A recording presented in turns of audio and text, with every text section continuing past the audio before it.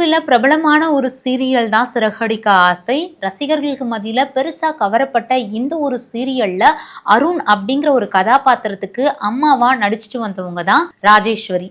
இவங்க suicide attend பண்ணி இறந்திருக்காங்க.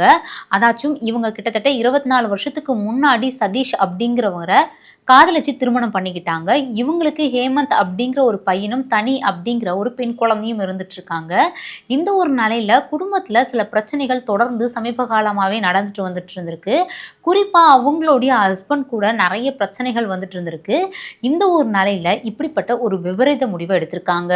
பிராட்வேல இருக்கக்கூடிய அவங்களுடைய வீட்ல கணவரோடையும், குழந்தைகளோடையும் குடும்பமா தான் வாழ்ந்துட்டு வந்துட்டு இருந்திருக்காங்க. நான் முன்னாடியே சொன்ன மாரி, குடும்பத்துல சில பிரச்சனைகள் ஏற்பட்டிருந்திருக்கு. கரெக்ட்டா 8ஆம் தேதி அவங்க ஹஸ்பண்டோட திருப்பி சண்டை வந்திருக்கு. இந்த ஒரு சண்டையினால அவங்க ஹஸ்பண்ட் கிட்ட இருந்து கோச்சுக்கிட்டு, அதாச்சும் அவங்க அம்மா வீட்டுக்கு வந்திருக்காங்க.